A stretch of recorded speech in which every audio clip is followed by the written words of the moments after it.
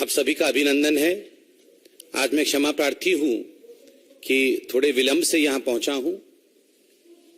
बंधुगण, आप सभी जानते हैं कि आज राहुल गांधी जी ने एक वीडियो जारी किया है और उस वीडियो में उन्होंने वही बातें की हैं जो पहले भी करते रहे, संघ के विषय में, भारतीय जनता पार्टी के विषय में, और देश को गुमराह करने की कोशिश। यही राहुल गांधी जी की कोशिश पहले भी रही है और आज भी यह गुमराह करने वाली कोशिश जारी है।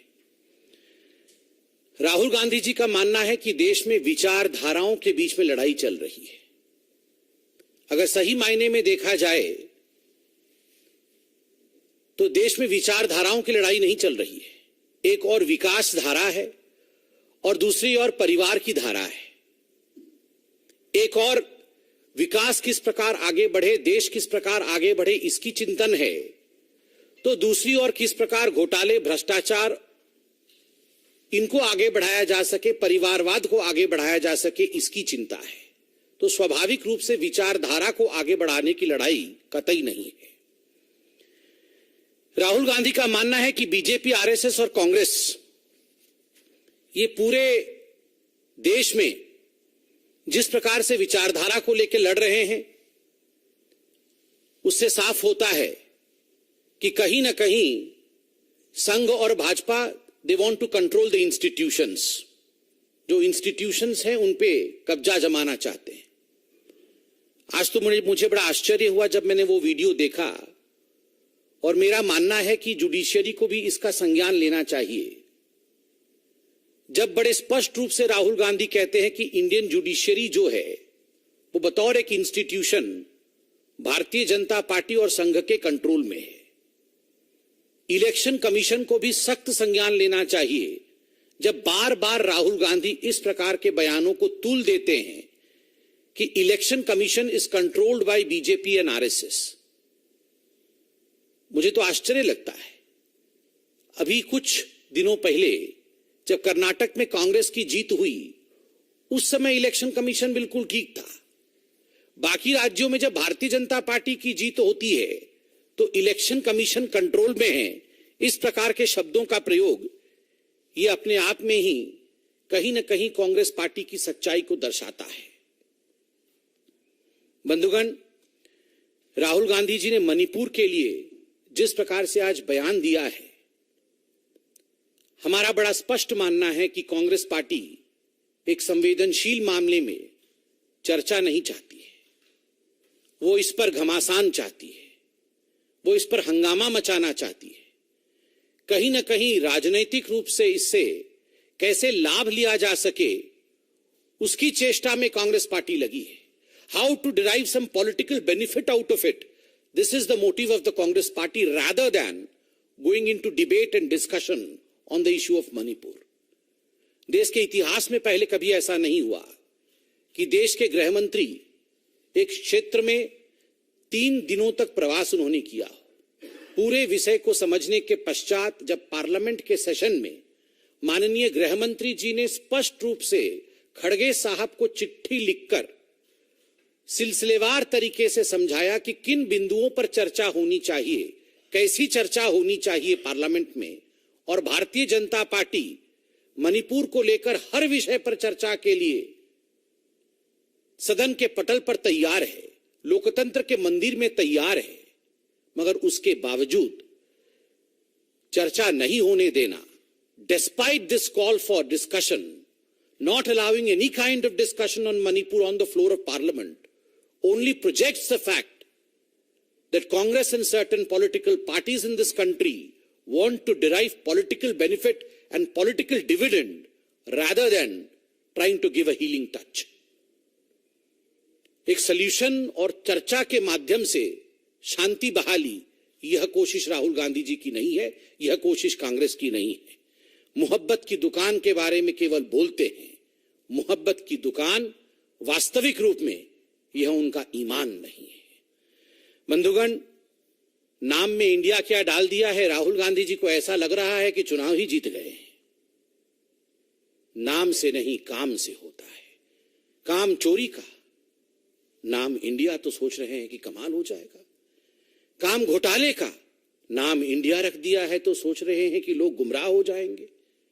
काम भ्रष्टाचार का और नाम इंडिया रख दिया है तो सोच रहे हैं कि 2024 का चुनाव जीत जाएंगे। अभी भी देश के जहन में 2G स्पेक्ट्रम घोटाला, CWG, कोल घोटाला, ये सारे घोटाले अभी भी लोगों के जहन में साफ तरह से अंकित है। लोग इन घोटालों को इंडिया के साथ पर्यायवाची नहीं मानते हैं। और माननीय प्रधानमंत्री जी ने बिल्कुल स्पष्ट रूप से कहा, गुमराह करने के उद्देश्य से ईस्ट इंडिया कंपनी ने अपने नाम में इंडिया रखा ताकि लोगों को यह भ्रम लगे, लोगों में यह भ्रम हो जाए कि मानो ईस्ट इंडिया कंपनी इंडिया के लिए काम कर रही है, भारतवर्ष के लिए काम कर रही है, मगर वो सच्चाई नहीं थी। वो लूटने के काम में व्यस्त थी। ईस्ट इंडिया कंपनी लूट रही थी। ठीक उसी प्रकार popular front of India, PFI, बड़ा पॉपुलर होगा और इंडिया के लिए मानो जान दे देगी, जान ले रही थी। हाथ काट रहे थे प्रोफेसर के, ये जान बचाने की काम नहीं कर रही थी। उसमें इंडिया था। उसका अर्थ ये नहीं है कि लोग भ्रमित हो जाएंगे। सिमी जैसे आतंकी संगठन में भी गुमराह करने के उद्देश्य से इंडिया नाम को डाला गया है। इंडिया नाम के डालने से लोग गुमराह हो जाएंगे, ऐसा नहीं है।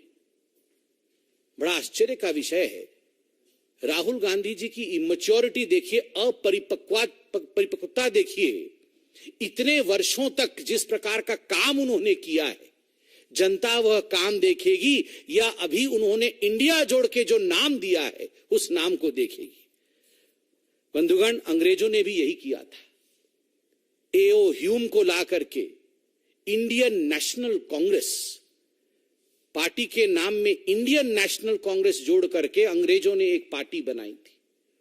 उनको लगता था कि भारत के लोगों को लगेगा मानो अंग्रेज हमारे हैं और इंडिया का नाम लगाया है तो इंडिया के लिए काम करेंगे। जिस प्रकार की प्रताड़ना, जिस प्रकार की लूट अंग्रेजों ने की थी वो हम सब ने देखा था। इसलिए नाम के परिवर्तन से काम में परिवर्तन आएगा। हिंदुस्तान की जनता इससे गुमराह नहीं होने वाली है। बंधुगण, कभी कभी तो मैं भी सोचता हूं कि अगर नाम में ही सब कुछ रखा होता तो राम मंदिर बनाने की आवश्यकता क्यों होती? सीताराम येचुरी जी जो थे, उसमें मां सीता के नाम का भी वर्णन है, राम भी है। तो क्या सीताराम येचुरी जी के नाम रहने से हम उनकी वंदन शुरू कर देंगे, हम उनकी पूजन शुरू कर देंगे? नाम से नहीं, काम से। इसलिए काम महत्वपूर्ण है। और आज पूरे विश्व में आप देख लीजिए, पूरे विश्व के जितने भी राष्ट्राध्यक्ष हैं आज मोदी जी के गले लग रहे हैं, मोदी जी को मान रहे हैं, मोदी जी को ससम्मान रिसीव कर रहे हैं। और जो हाईएस्ट सिविलियन अवार्ड है वो मोदी जी को और भारतीयों को दिया जा रहा है। क्यों दिया जा रहा है?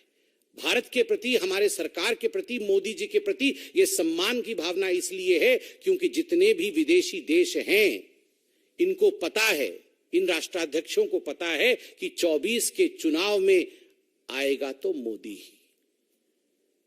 उनको पता है संबंध ठीक रखना है ताकि भविष्य में इन्वेस्टमेंट और देश के साथ जो बिजनेस होने वाला है वो इन्हीं के माध्यम से होगा। और भारत विश्व में एक ताकत के रूप में उभर रहा है। इसी कारण से केवल मोदी जी नहीं, मोदी जी के माध्यम से 135 करोड़ भारतीयों की सम्मान की बात आज तमाम देश, चाहे वो इंग्लैंड हो, चाहे वो अमेरिका हो, वो कर रहे हैं।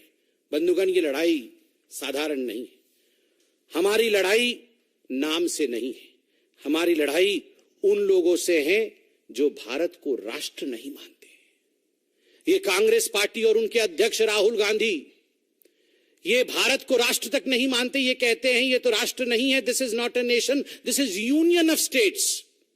हमारी लड़ाई उन लोगों से है जो इंडिया की आर्मी के चीफ को सड़क के गुंडे कहते हैं। उनके नाम में इंडिया आ जाने से इंडिया को कोई लाभ नहीं होने वाला है। हमारी लड़ाई उन ताकतों से है जो पाकिस्तान में जाके नरेंद्र मोदी जी को किस प्रकार से हटाना है उसका षड्यंत्र करते हैं और उनका नेता कहते हैं मोदी को हटाना होगा और भारत में हमारी सरकार को लाना होगा। नाम में इंडिया आ जाने से जो पाकिस्तान परस्त उनके मन के अंदर बैठा हुआ है ना, वो नहीं हट जाता है, वो दाग नहीं धुलते हैं। ये दाग धुलने वाले दाग नहीं। सर्जिकल स्ट्राइक और एयर स्ट्राइक पर हमला करने वाले लोग आज अपने नाम पे इंडिया लगाने से कोई सर्जिकल स्ट्राइक और एयर स्ट्राइक के विषय में जो उन्होंने कहा था वो दाग धुल नहीं जाएगा। नाम इंडिया रखने से भारत की प्रतिमूर्ति भगवान राम को जिन्होंने नकारा था, आज उनका वो पाप नहीं धुलेगा। इसलिए कहीं ना कहीं जो लोग धारा 370 को फिर से वापस लाना चाहते हैं, वह धारा 370 जो भारत को बांटने का काम करता है कश्मीर से, वो लोग नाम इंडिया रखने से इंडिया के नहीं हो जाते या इंडिया के हितैषी नहीं हो जाते हैं। इसलिए people of India know what is good for India and who is working for India relentlessly. They know very well that their Prime Minister Narendra Modi is working for India relentlessly, for the growth of this country relentlessly, and he is going to be the Prime Minister in 2024. Thank you, my friends.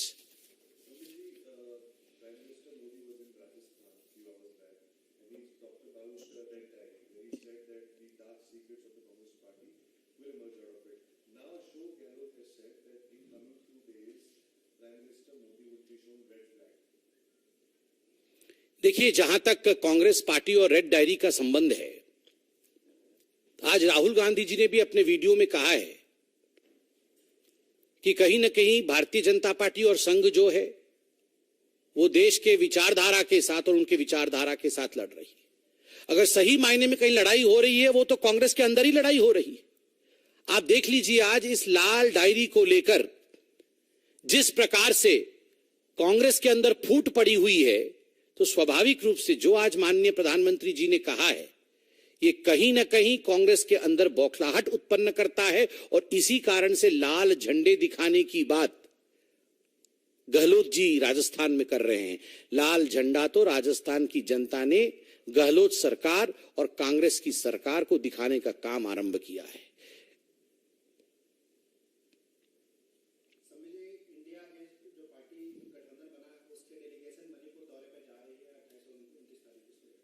नहीं, मैं इस पे अभी कोई comment नहीं करूंगा। राज्य सरकार क्या कहती है, केंद्र सरकार क्या कहती है, हम पार्टी हैं, इस पे अभी कमेंट करना उचित नहीं होगा।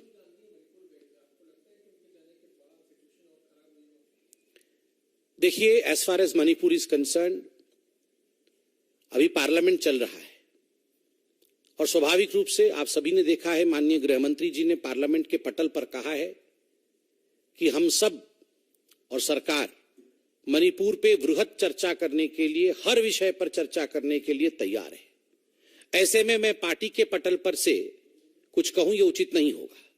मेरा मानना है, जब देश के लोकतांत्रिक मंदिर में चर्चा के लिए सरकार तैयार है तो विपक्ष को संपूर्णतः तैयारी के साथ आना चाहिए और चर्चा में भाग लेना चाहिए। राहुल गांधी जी के जाने से भड़का है, क्या स्थिति हुई है मणिपुर में, यह भी चर्चा का विषय पार्लियामेंट में होना चाहिए।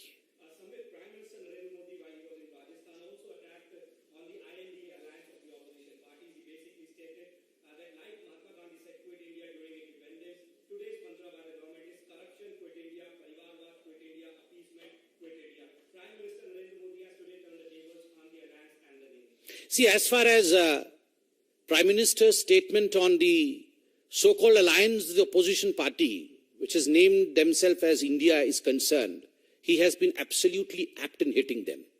And remember, more than his words, his performance has hit them. His performance of growth, his performance of development, his performance of bringing India into the world arena has transformed the position of India in such a manner that the opposition, and particularly the Congress party, was left with no other option but to just run after names. While we are playing with development, we are in fact furthering development, they're playing with names. It is not names, it is work which matters. And I believe the Prime Minister has aptly put it. Thank you so much.